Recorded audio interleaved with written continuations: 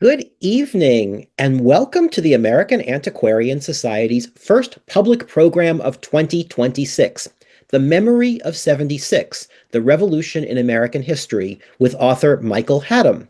We're grateful to all of you for joining us virtually this evening. The American Antiquarian Society is located on the ancestral homelands of the Nipmuc community, who remain an active presence here in central Massachusetts. I'm Scott Casper, the president of AAS. Our mission is to cultivate a deeper understanding of the American past, grounded in the primary sources we've been collecting here since 1812 and continue to collect to this day. In addition to welcoming researchers from around the country, around the world, and right here in central Massachusetts, we offer programs like this one, which explain the relevance of American history with insights into the past and its relevance for our own day. This program is being recorded and will be available on our YouTube channel following the live stream. My colleague, Lauren Havilis, who's our programs and events coordinator, will be posting information in the chat about how you can ask questions of our author through the Q&A function on the Zoom screen. So please do put in your questions as the program goes along. We thank you for joining us this evening. And as a nonprofit organization, we welcome any support you can provide to keep programs like this going. Thank you.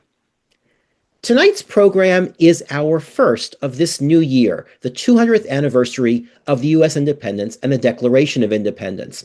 It's not our first 250th program because the story of the creation of the United States starts before 1776 and it goes long past 1776. We've been doing programs about the 250th for several years now, and you can check them out on a special page, USA at 250, which is on our website.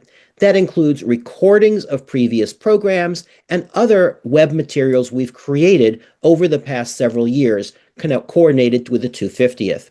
We have lots of programs scheduled for 2026, which are also featured on our website. I'll mention a few of them at the end. But for now, where better to start than with how people have imagined and retold the story of the American Revolution from 1776 all the way to our own century. Michael Hattem's 2024 book, The Memory of 76, does just that. He traces how generations of Americans have retold that story, that history, and why, from those who lived through the Revolution all the way to the bicentennial of 1976 and beyond. This is not just a story about historians. It's about leaders who deployed the revolution for various purposes at different moments. It's about ordinary people, women and men from many walks of life, and their emotional connections to the past. It's about the interplay of myth and tradition and commemoration and action. Tonight's speaker, Michael D. Hattem, is a historian of the American Revolution and historical memory. He earned his PhD in history from Yale and has taught at the New School and Knox College. He's the author of the book Past and Prologue, Politics and Memory in the American Revolution, published 6 years ago. His work has appeared or been featured or mentioned in the New York Times, Time Magazine, Smithsonian Magazine, The Washington Post, and many other publications and outlets. Michael Hattem is also Associate Director of the Yale New Haven Teachers Institute, a groundbreaking partnership between a leading university and its local school district. Tonight, as I mentioned, he'll be talking about his 2024 book, The Memory of 76, The Revolution in American History, and I'm delighted to turn the program over to Michael Hattem. Welcome, Michael. Thank you so much, Scott. Thank you for that introduction. Let me share my screen as I have some slides to go with my talk tonight.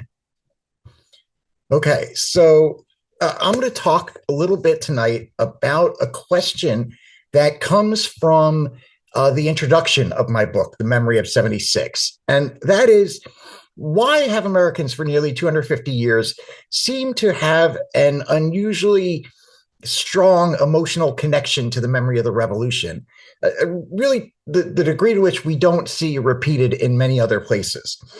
And so I'm going to start by claiming that the memory of the American Revolution is our national origin myth. Now, many historians have used similar terms about the revolution, but no one has really tried to dig deeper into what that might actually mean. It's kind of often thrown around as a one-liner with sort of no deeper explanation or analysis. And so tonight I'm going to offer my take on this notion that the memory of the American Revolution is our national origin myth. Now, historians typically use the term myth in a rather simplistic way to mean a widely held misconception or an inaccurate or exaggerated story. But the primary definition of a myth, and particularly an origin myth, is a story that explains how a society or a people came to be, and that also helps to define its character and principles. So to mythologize the revolution is not merely to tell inaccurate or exaggerated stories about it, but is actually to tell the story of the revolution for the purpose of explaining how the United States came to be and to define its character and principles. Now, myths are first and foremost stories, and like so many good stories, the tale of the American Revolution has often been told in 3 acts. So the first act typically focuses on the coming of the revolution, and it features a succession of legislation and events. If we think of the Stamp Act, the Boston Massacre, the Tea Party, Lexington and Concord, all the way up until independence. Now, the second act typically has featured the war. And this story part is really structured around a timeline of major battles, right? Brooklyn, Trenton, Saratoga, Yorktown. And the third and final act has typically recounted how in the 1780s, the weakness of the Articles of Confederation led to a constitutional convention and ultimately the culmination of the revolution with the Constitution. And so you can see that the story has a very logical beginning, middle, and end. It is a very traditional and a very easily recognizable story structure. But if we go a little bit deeper, we find that the way that Americans have told this basic story has followed a somewhat familiar form. This is the hero's journey. It is a common narrative structure in Western mythology that was first identified by Joseph Campbell in the mid-20th century. And put simply, it's basically a sequence of commonly recurring plot points that he found in his studies of many hero myths. Now, in the 20th and 21st centuries, this story structure has been used by writers and filmmakers in such iconic products of popular culture as Star Wars, Lord of the Rings, Harry Potter, The Matrix, many, many others. And I want to suggest to you tonight that how Americans have told the story of the revolution for nearly 250 years has roughly followed this traditional Western mythic narrative structure. And so at the start of the hero's journey, the hero, or in our case, let's say the revolutionary generation, receives a call to adventure. And after a number of attempts in the 1760s by the British Empire to exert greater control over its colonies, in 1774, Parliament passes the Coercive Acts in retaliation for the Boston Tea Party. And this unprecedented attack on colonial self-government causes colonists to create a Continental Congress. But typically, the hero initially resists the call to adventure. And throughout 1774 and 75, Congress refuses to consider independence and instead is focused on trying to reconcile with Britain. Eventually, the hero accepts the call and sets off on their adventure by crossing the threshold into the unknown world. And of course, in July of 1776, the revolutionaries accept the call to adventure by declaring independence and crossing the threshold into the unknown world of independence and war. Now, the hero then typically undergoes a series of challenges and temptations. And for the revolution, these trials are represented by many of the war's battles.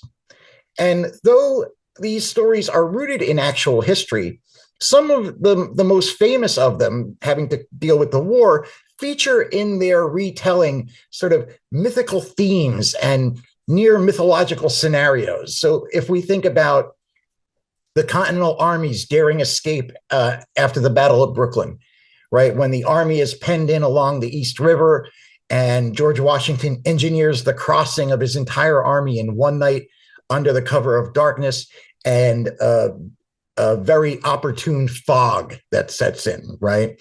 And that avoids a likely early end to the war and the revolution. If we think about the famous attack on Trenton on Christmas Day, 1776, and Washington crosses the Delaware with his ragtag army at night and scores an important victory against the feared Hessians just days before the enlistments are about to end. These kinds of stories, even though they're rooted in actual historical events, they've been told and retold in ways that lend them mythical and even in some cases religious connotations. Now, often early in the journey, the hero receives guidance from a mentor and then later receives the timely aid of a helper. And for the revolutionaries, that helper was France.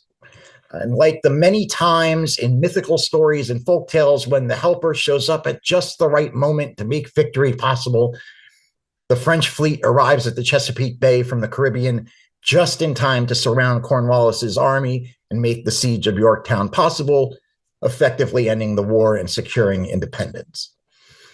Now, as a result of the adventure, the hero often undergoes a process of revelation and rebirth. And in our story, the revelation of having secured independence leads the former British subjects to be reborn as American citizens. They then undergo a transformation into a new confederation of states. But as they quickly come to realize that the new government is not working, they reach the moment of atonement, and they call a constitutional convention in 1787.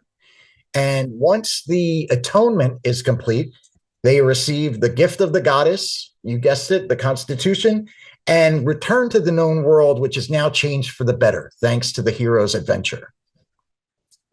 Now, this mythologizing of the memory of the revolution has historically provided a nation that is still relatively young with an epic, mythical past, replete with heroes and villains and peril and daring escapes aided by a seemingly enchanted natural world. And because of its prevalence and its longevity in Western culture, the hero's journey as a narrative form feels familiar to us, even without being explicit. We've been culturally hardwired, in a sense, in such a way that this story structure elicits intense emotional responses in people. And that the story of the revolution has often been told like this, I think helps us to better understand why Americans have had such an unusual emotional connection to the revolution. And a big part of that has to do with how we tell the story of the revolution. And I think that we can actually see this in a field of study known as fandom studies. Fandom studies explores how people and groups relate to such stories or other facets of popular culture, how fans express their emotional connections to these stories, how those connections influence their personal identities and lead them to form communities with fellow fans. And so one of the most common ways that fans do these things is through conventions, right? Annual events where people who share a love of these stories or a specific story gather to discuss and express their connections to them. And in some sense, Americans do the same for the revolution every July 4th. Another way that fans express their emotional connection to stories is by engaging in cosplay, where they dress up as their favorite characters from their stories. And of course, Americans have a long tradition of reenacting in full costume Revolutionary War battles or moments like the crossing of the Delaware. Another way that fans express these emotional connections to stories is through fan fiction. There are whole websites devoted to fans writing their own stories featuring the characters of Star Wars or Harry Potter. And Americans have done this too by creating and reading historical fiction. That is, stories set in the Revolutionary era and often featuring real life characters, right? Johnny Tremain being one of the most popular of the 20th century, and Laurie Halse Anderson's works have been the same for the 21st century. Another way that fans engage with their stories is through fan art or creating artwork that depicts famous scenes from their stories. And we might think of John Trumbull's paintings or Emanuel Lewitz's famous painting of the crossing of the Delaware as fan art of the American Revolution, in the sense that they are expressing an emotional connection that the artist has to this specific event, and that they are trying to convey to a broader community of fans of the American Revolution, quote unquote. And one final way I'll mention is that fans typically like to visit recreations of the world of their stories. So fans of Harry Potter can visit Universal Studios and walk down Diagon Alley. Lord of the Rings fans can go to New Zealand and see the set of the Shire.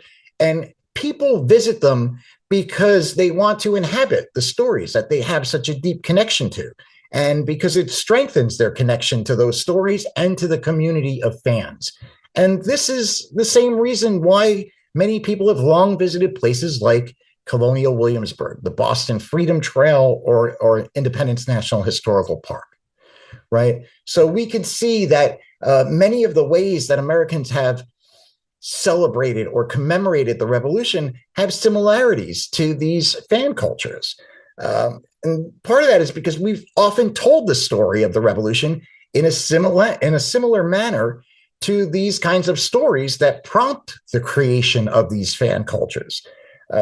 These communities of fans are created when a story takes hold of people's imaginations, and they establish such deep emotional connections to these stories that they go on to form a part of their personal identity and lead them to create a shared community with their fellow fans.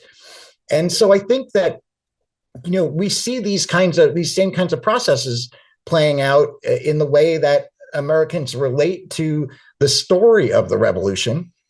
And I think that what that tells us is that at the heart of our relationship to the revolution is something very elemental about how we relate to these kinds of mythologized stories and the effects that they have on us. And so I want to suggest to you that the power of the memory of the American Revolution comes in no small part, at least, because it is an origin myth that's told in the form of a hero myth. And I think that this has really contributed to Americans developing this rather unique emotional connection to the memory of the revolution. But what Americans over the last quarter of a century have done with that emotional connection, what principles or meanings they have found in the revolution or used the revolution to justify, has really varied as widely as the political spectrum. And that's because even within the general structures of that I've laid out here, we have always selectively emphasized or ignored certain parts of the story or certain people to attribute a specific character or meaning to the revolution.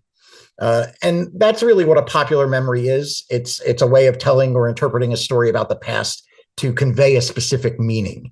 And my book shows that Americans have really interpreted the revolution and its meaning in many different and often conflicting ways over the last 250 years. And that should not be surprising, because even the founding generation themselves never agreed on what the revolution meant or what its first principles were. So I want to give you an example of the kind of political conflicts that make up the bulk of the narrative of my book. I'll give you one example. For much of the nation's first 50 years, the Declaration of Independence primarily symbolized independence from Britain and the union of the states. And for that reason, the most important part, in some sense, was the grievances and the final paragraph, right? The solemn promise. It was not the preamble with its statement of rights and equality. But that began to change in the 1830s with the rise of abolitionism. And in fact, it is the abolitionist movement that created the modern memory of the Declaration as being defined by the preamble and the principles of liberty and equality rather than independence and union. And abolitionist writers and orators repeatedly mention the Declaration. We see it in the very first issue of The Liberator, the famous abolitionist newspaper in 1831. We see it in resolutions passed by abolitionist meetings. The abolitionist meeting in Vermont passed a resolution stating slavery in 1833 is incompatible with the Declaration of Independence in 1776. And in 1839, the Old Colony Anti-Slavery Society at Plymouth, Massachusetts, resolved that the Declaration was, quote, the fundamental document of our national existence. In other words, the abolitionists defined the Declaration by the principle of equality, primarily, and they defined the revolution by the Declaration. This, however, this adoption of the Declaration by abolitionists did not escape the notice of Southerners, of course. And in one newspaper in South Carolina in 1835, a pro-slavery writer dismissed the phrase, all men are created equal, as, quote, merely a rhetorical flourish, and claimed that it was to blame for the wild theories of liberty held by so many, meaning abolitionism. In the hands of abolitionists, Southerners claimed that the Declaration had become, quote, a very seditious instrument. For many Southerners, the Constitution was the fundamental document of the Revolution, not the Declaration. And that was in no small part because the Constitution was the primary tool for protecting slavery, right? In some sense, I write in the book, it's the case that those who opposed slavery hoped that the Declaration would help save the nation from slavery, while many pro-slavery people hoped that the Constitution would save slavery from the Declaration. So this is one example of the kind of partisan conflicts over the memory of the Revolution and how it's remembered. And this thread of this theme of the contest between the Declaration and the Constitution over which of our two founding documents is the document of the Revolution is a recurring theme throughout the book. But I also want to close with my favorite story from the book. And this story also highlights, again, the importance of how we tell the story of the Revolution and how contemporary circumstances caused the memory of the Revolution to change. So this is Robert Goldstein. He was a Jewish German-American costumer in Los Angeles in the 1910s. And after the success of D.W. Griffith's 1915 film, The Birth of a Nation, in which he was a small-time investor, he became convinced that a similar large-scale historical epic film about the Revolution could be just as successful. So he raised a large amount of funding for what would be the first full-length feature film about the American Revolution. And his film, The Spirit of 76, debuted in Chicago in May of 1917, 1 month after the U.S. had officially joined the war against Germany on behalf of its new ally, Great Britain. Now, throughout the 19th century, Britain had played the role of evil villain in the popular memory of the Revolution. But relations between the two countries had become more friendly around the turn of the 20th century. And so in attendance at this sort of pre-screening in Chicago in May of 1917 were some film critics and the city's controversial police censor board. And though one critic described the film as patriotic, the head of the censor board, this man, Major Metellus Lucullus Cicero Funkhauser, he disagreed, and he objected to scenes that seemed to show British atrocities. So there was a scene in which a British soldier is ransacking an American house, and he sticks his bayonet through a supposedly occupied baby's crib. There's another scene that seemed to show a British soldier assaulting a young American woman. And Funkhauser said that these scenes would, quote, arouse bitterness and sectional feeling against England, now one of our allies in the present war. And so Funkhauser seized the film and he called the Justice Department. And eventually Goldstein was allowed to show the film so long as he deleted the offending scenes. Now, we don't know why necessarily, but before the film premiered properly in Los Angeles in November of 1917, Goldstein restored the deleted scenes. He was arrested immediately after the premiere and charged under the Espionage Act, which had been passed just a few months earlier to crack down on public dissent against the war. And his bail was set at $10,000. The LA Times ran the headline, War of Revolution film seized by government. The case went to trial. The name of the trial was the United States versus the Spirit of 76, and it was presided over by Judge Benjamin Franklin Bledsoe. You can't really make this stuff up. And Judge Bledsoe agreed that the film would, quote, arouse our revenge and question the good faith of our ally, Great Britain. Now, there was a media frenzy around this story. Newspapers were reporting all kinds of unfounded rumors that Goldstein was a German agent, that he was being manipulated by German agents, that the film was German propaganda. And eventually, Goldstein was found guilty and sentenced to 10 years in federal prison and a $5,000 fine.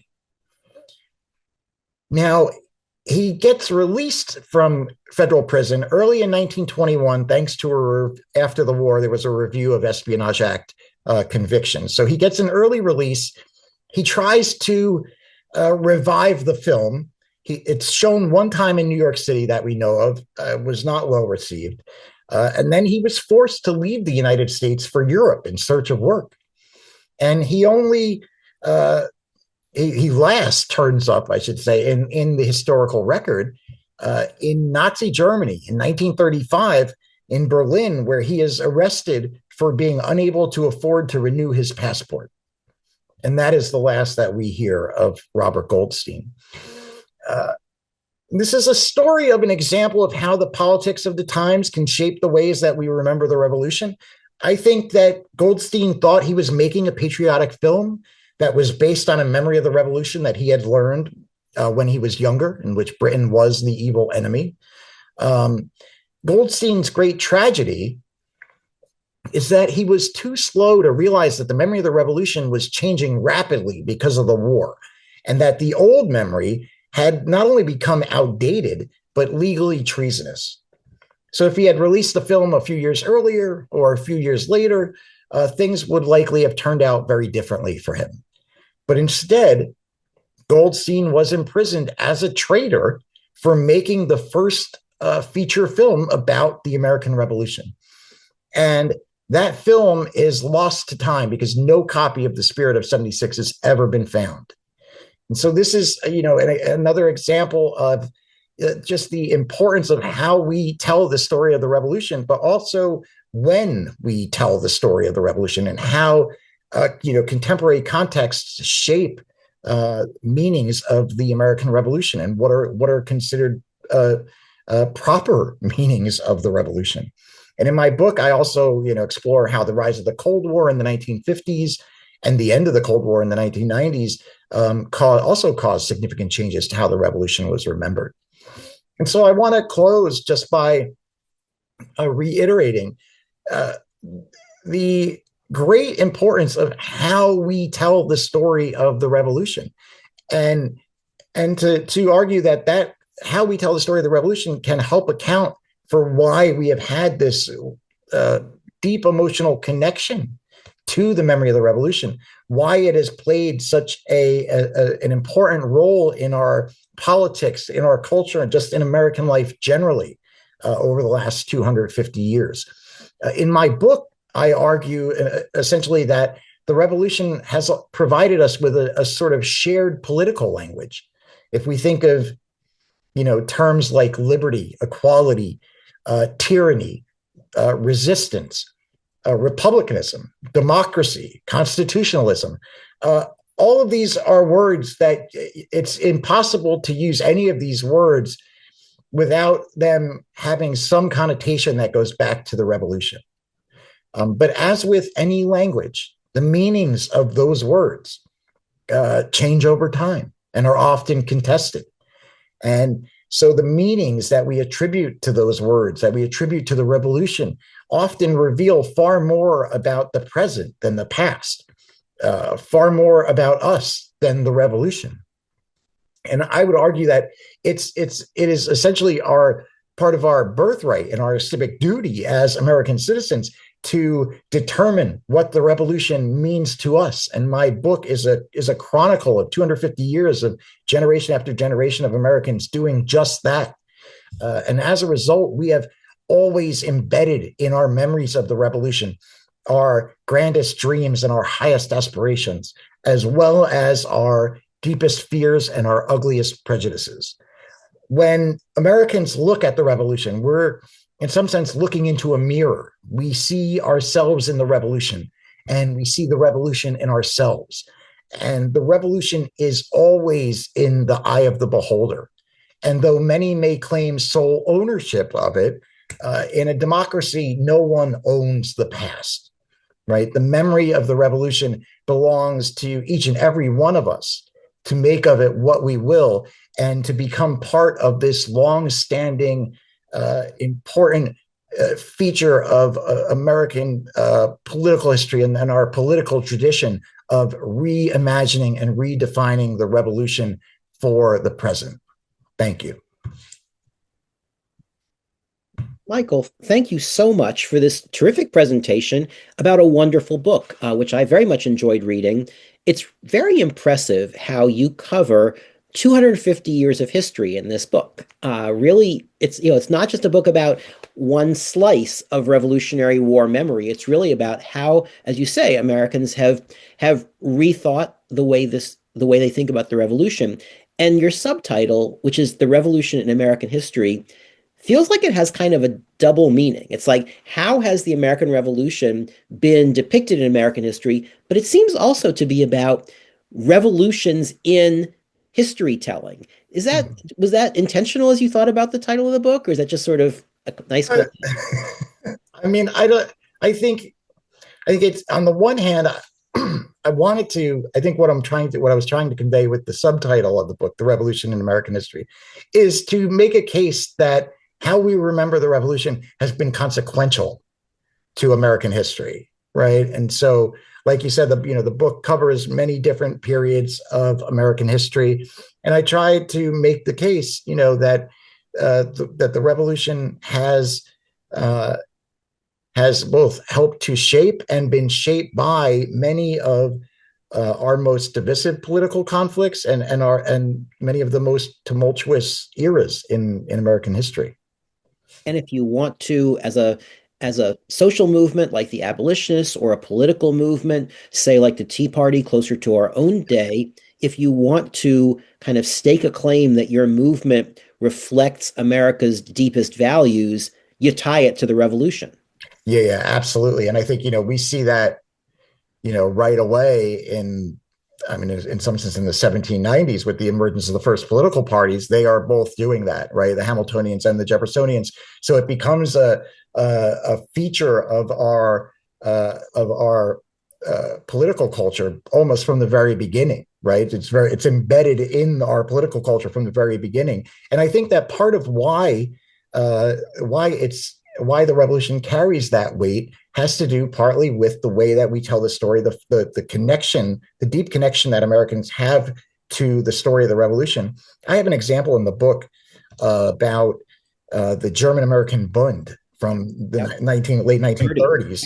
And, they are a group of it's an American Nazi group led by German immigrants, and whose main goal is to try to convince Americans to support isolationism and stay out of World War II.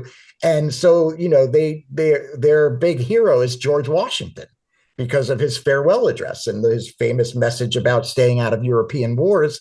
And so there's this famous event at Madison Square Garden on his birthday in 1939, where they have the stage has a 30-foot image of George Washington, and he's flanked by swastikas and 1776 flags. And so it tells you something, that even this immigrant group understood very quickly just how much persuasive power and emotional power the memory of the revolution had, to draw on Washington and use him for this kind of purpose. And they held a famous rally at Madison Square Garden. There were 15,000 people at that rally. So they were not wrong about the power of using the revolution for their political purposes. Yeah. I'm curious. The usual story of the American Revolution takes place in space as well as in time, and that space is the eastern United States, the really east of the Appalachians. How do you imagine, how people across this vast continent, most of which was not part of the United States in 1776, how has the revolution been made relevant for people in those places? Some of the best moments in your book are the moments in which people are traveling things across the United States. They're taking the Liberty Bell across the Yeah, United States, or the Freedom Train of 1948. It yeah, seems like those are attempts to bind the rest of the country together with the yeah. revolution. Yeah, absolutely. I mean, this is one of the questions. This is one of the bigger questions that I had when I started working on the book. Was essentially, how did the memory of the revolution move west, right? And so what I found partly was there are these couple of sort of famous incidents, the Liberty Bell especially. So the Liberty Bell after the Civil War, as part of an effort to kind of reconcile the North and the South, the Liberty Bell is sent on a number of trips to various places, often in the South, Louisiana, St. Louis, South Carolina. It's sent to, and the idea is that it's an important part of getting of getting Southerners back into the political and cultural fold, was to get them on board with the American Revolution again. Because I actually argue in the book that there's a lot of rejection that goes on of the revolution by the Confederates. But so there are some of these tours south, and then in 1915, the Liberty Bell is sent on a tour from Pennsylvania to the West Coast to be put on display at the Panama Pacific exhibition. It's like a West Coast World's Fair, basically, in San Francisco. And the Liberty Bell goes on this tour on an open train car and stops in various towns and cities. And it is a major event.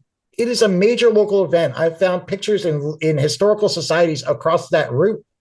There are stories in newspapers of accounts of old women walking 5 miles barefoot just to see the train go by, not even for it to stop. We have lots of postcards that various places made with pictures of the Liberty Bell in their town, right?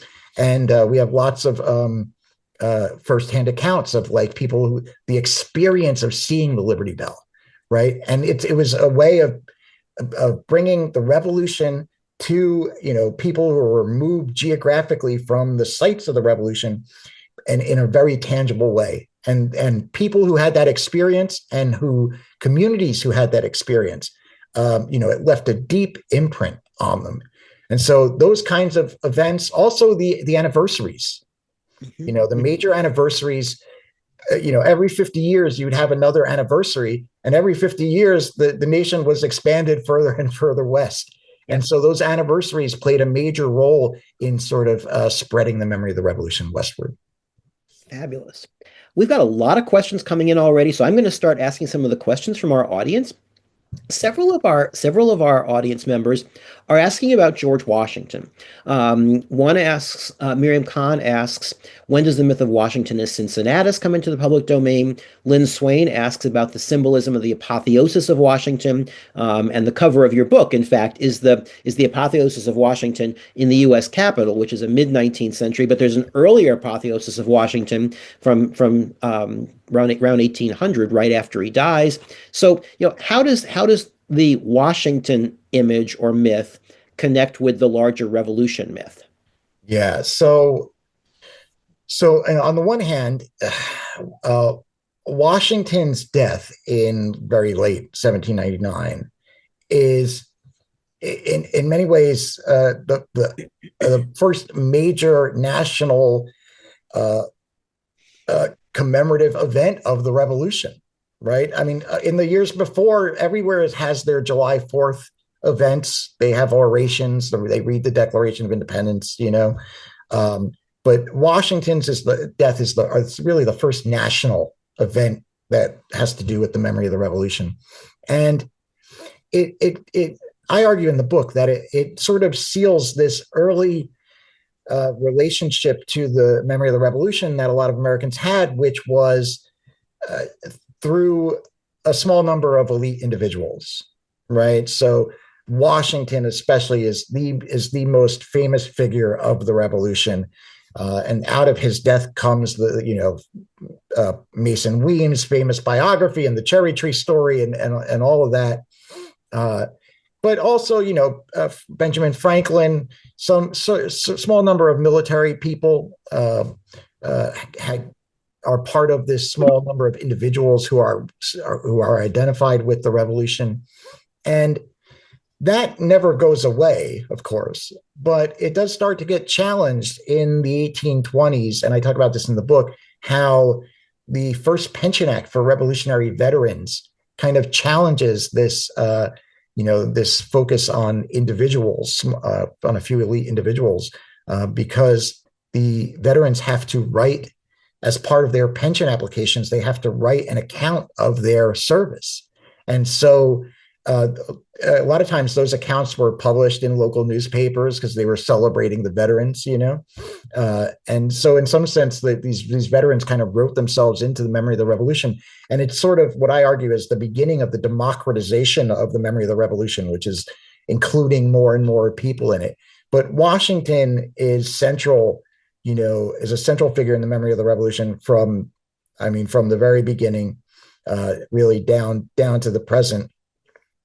In a way, he has a unique role in the memory of the revolution that no other single individual founder has, and that is he's one of the only founders who I don't want to say that he is not made into a partisan tool. I have some examples of that in the book, but it's pretty rare and it's pretty hard to do because of who he was and because of how he's remembered. Unlike Jefferson, who's constantly involved in contemporary partisan squabbles, so he's very unique in that way. Good point. I mean, Washington certainly in the 1790s when he's president is sort of dragged into some of that stuff, Yeah, especially yeah, by his political opponents. But once he dies, he sort of takes on this super yeah, partisan, yeah. People yeah, forget that in the 1790s, he's not an especially popular figure, right. right? People are protesting, the Jay Treaty and that kind of stuff, You bet. effigies, all up and down the country. So, yeah, his death is a watershed moment in the memory of the revolution. Absolutely. So we have questions here about several other subjects of the revolution. David Keene says, has the popular myth of the revolution caused historians to back away from writing about contrary subjects? For example, the role of the loyalists or the Tories. Where they fit in this long arc of telling the story of the revolution? Yeah, that is a great question. Uh, Loyalists and Tories I'll just say loyalists. Loyalists are essentially absent from the popular memory of the revolution for the entire 19th century. Nobody is thinking about the loyalists, right? Part of that is, part of it is that they lost, I guess, but also the way that loyalists were treated was not necessarily in concert with right certain principles that people want to attribute to the revolution, and so they really play no significant role in the revolution, in the popular memory of the revolution on a large scale. In smaller communities that were maybe strongly loyalist had local memories, local memories of the revolution that would have in which loyalists would have been included, but really in the 19th century, no role. And it's really only in the early 20th century that what we might think of as academic historians start to try to uncover the history of loyalists. I think Alexander Flick is a very early historian who looked at loyalists in New York. So yeah, they did not play and really still have not. I mean, that's Bernard Bailyn wrote a famous biography of Thomas Hutchinson, sort of arch loyalist, right? Right. In the 1970s, it was still, and could still argue that loyalists were largely ignored up until that point. It's not just that they lost; it's that their experience does not conform to the narrative of the revolution that many people want to tell. Right? Right. Yeah. Yep. And in the last 40 or 50 years, there's been a lot more scholarship on them. Absolutely. Think about the work of Maya Jasanoff and others, Okay. but it is new. Yeah. Another area is how where African Americans fit in this story. I mean, I think when I think about speeches about the Fourth of July, for my money, the most powerful speech given about the Fourth of July that I know of is Frederick Douglass's "What to the Slave is the Fourth of July." Yeah. Jarvis Young says, "Can you speak on how revolutionary texts grappled with such terms as African, Negro, Blackness, and how these terms affected revolutionary ideologies of liberty and equality?" Yeah.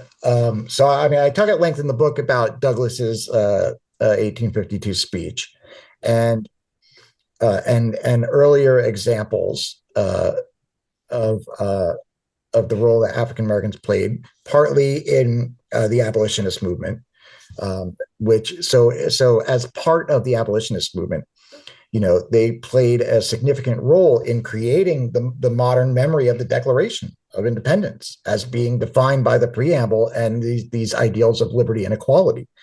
Right?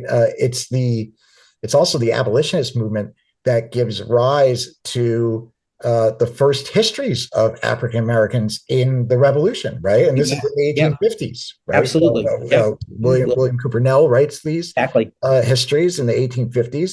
And the same thing for women, if we think of Elizabeth Elliot's book about women in the Revolution.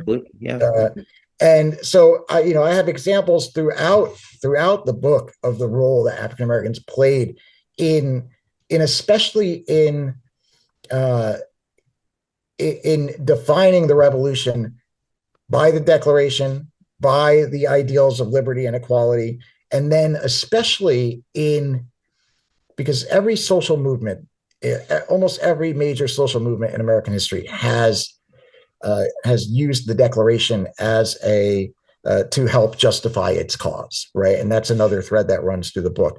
But I think I tend to see the 1970s as a real significant moment in terms of the nation's racial consciousness around the relationship between African Americans and the nation's history and the revolution specifically, but the nation's history more broadly. And I cover that in a chapter on the bicentennial. And so they play a major role in shaping the dialogue around the bicentennial specifically, right? That has had consequences and impacts that are still continuing on to the present into the current anniversary.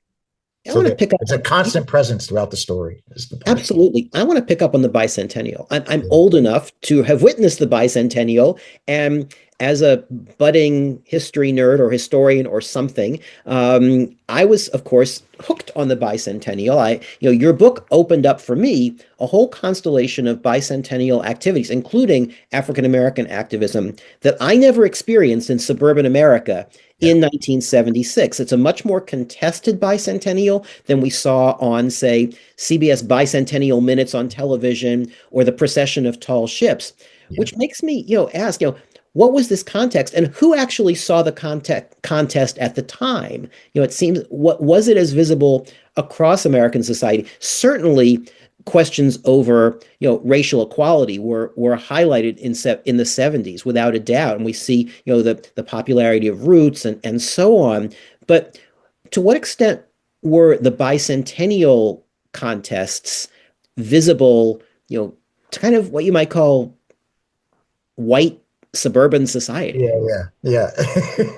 That's a really good question. I mean, part of the context is that the United States in the 1970s is is in a place that Americans had not yet found themselves, Yeah. right? Yeah. Which is there was they were start Americans were starting to realize that let's say white Americans were starting to realize that progress was not a linear uh, was not a linear story, right? Right. We Right. think of the economic crises of the 1970s. We think of the political crises of the 1970s. There is an unprecedented lack of faith in institutions in the 1970s, Yeah. right? Yeah. That was unprecedented in American history.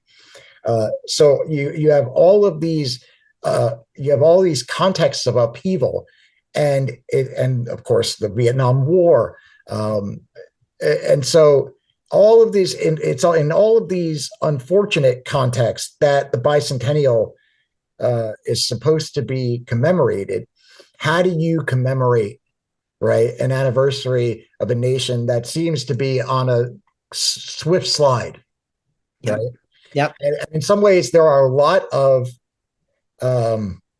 of parallels between this anniversary and the bicentennial, Yeah. right? In the book, I argue that the bicentennial, I think of the long bicentennial era, Yeah. starting sort of in 1969 when 1776 1976. premiered on Broadway. And Right. we might think of the long 250 as also being kicked off by a Broadway musical, right? Hamilton. We think of Yeah. Hamilton Sure. in 2015.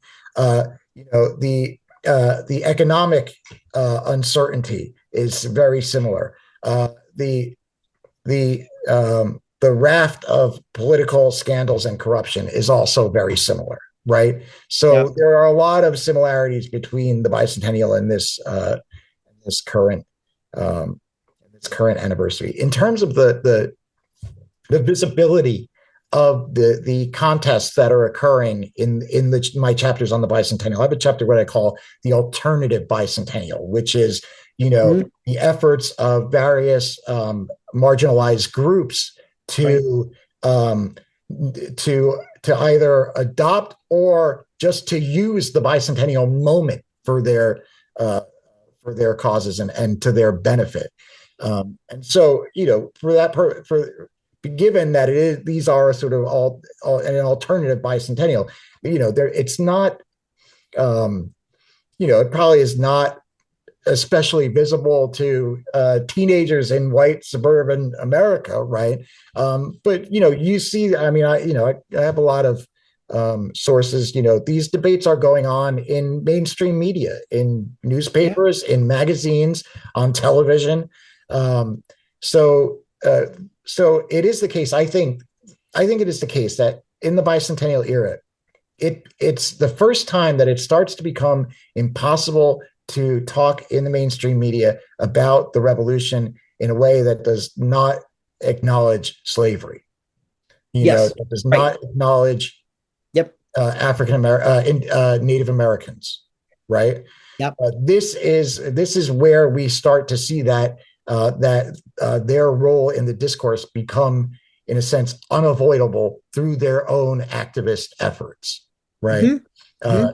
and and maybe more importantly, even than having a broad reach throughout the country, these are part of efforts and debates that are going on within these communities that I try to draw out in that chapter, right? The debates that are happening in African American media about Yes. whether they should celebrate the bicentennial, and the same thing for Native Americans and for feminist activist groups. So it's on a lot of people's radars, but it can be different by group, and that's how the memory of the revolution works, right?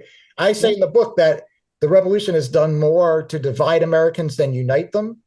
Hmm. But the revolution does unite Americans. It just unites groups of Americans, and Okay. oftentimes in against one another, right?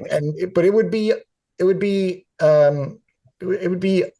impractical or implausible to ever assume that the memory of the revolution, uh, that all of Americans could share one single memory of the revolution. Uh, I actually find that the prospect of that actually kind of terrifying, because the machinery that you would need, the political machinery that you would need to make that happen, yeah, it's kind of terrifying to me. Well, it's not the machinery of democracy for sure, right? Exactly, Um, exactly.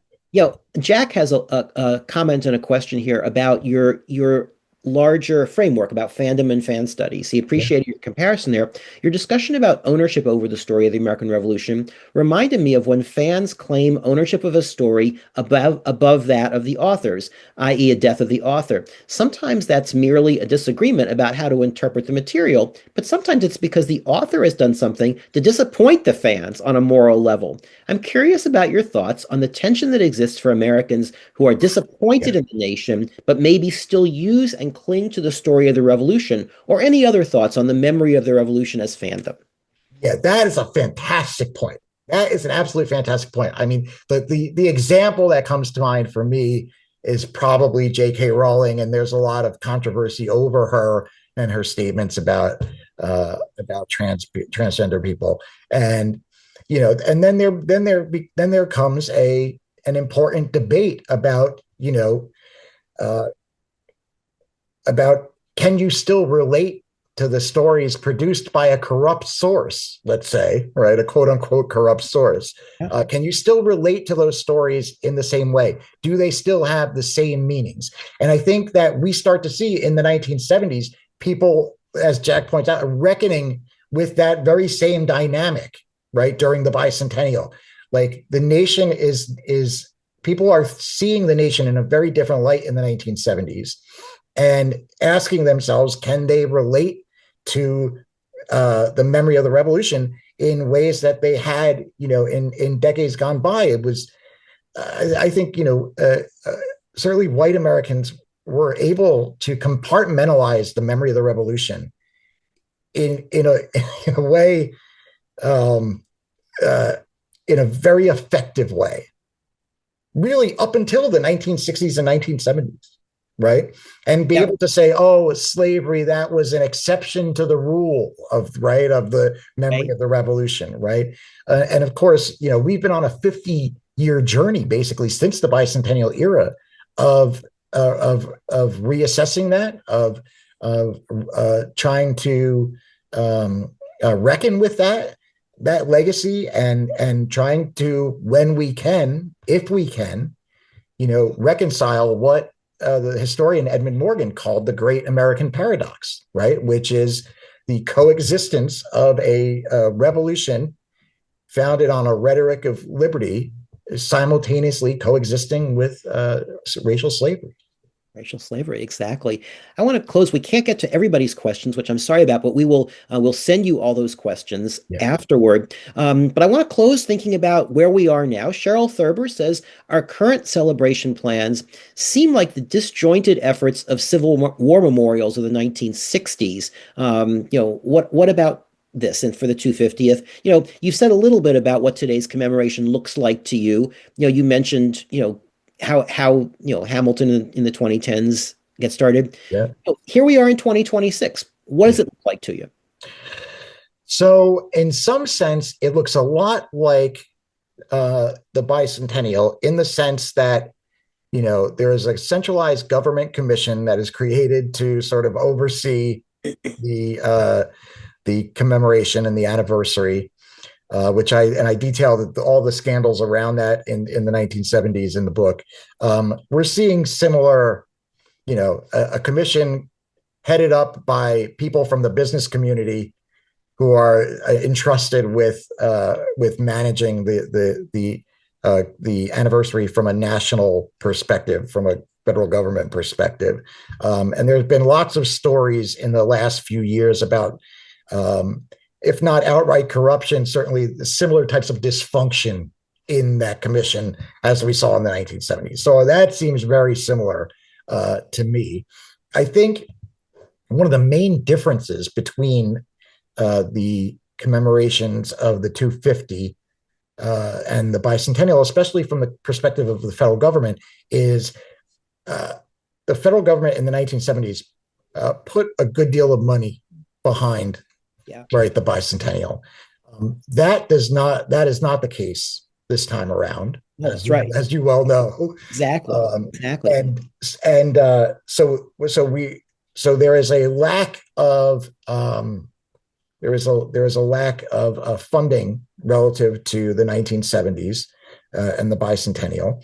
One of the great benefits of what happened in the 1970s, the original commission that Nixon named was had to be disbanded because of corruption and scandal, and so they created a new administration, American Revolution Bicentennial Administration organization, to basically just, instead of try to create centralized events, they just started doling out money to local groups and local sites, and it really seeded a real growth in American public history and in local history, Hmm. especially African American public history. Yeah. You know, and so I don't think that we're very unlikely to see that happen again. So I see a lot of the same. I also see a lot of what I think you might say as the same type of malaise, Hmm. right?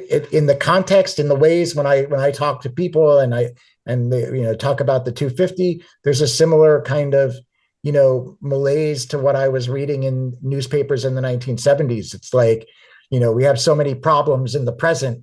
Why should I even worry about the past? So I think that those are a lot of similarities. But I would say that, all that said, I would say that these anniversaries are a real opportunity um, for civic discussions to be had.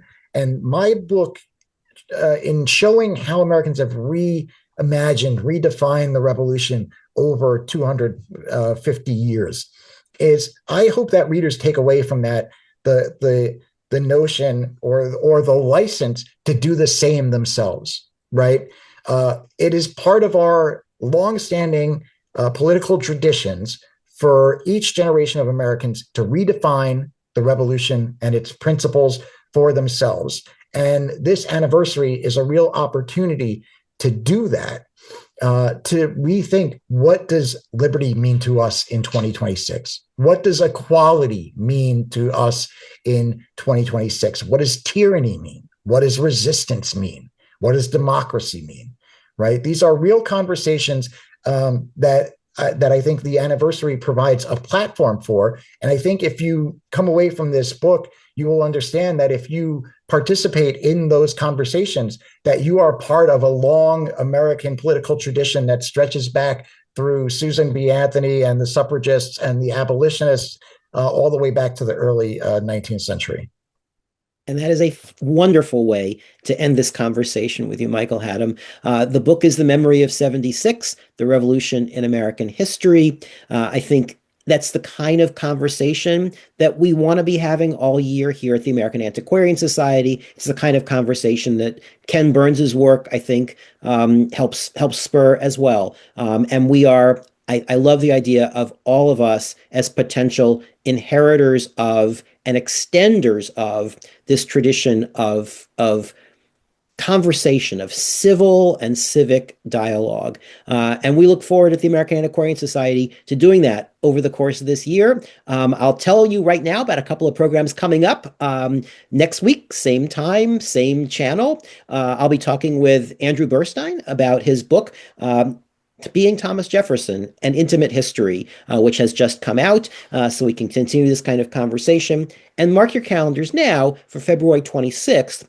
when we're going to have a hybrid discussion. That is, we'll be doing it live in Worcester and also live streaming, about Black women at the center of revolution, co-sponsored by the Worcester Black History Project. This is just some of the many, many programs we have going on over the course of this year.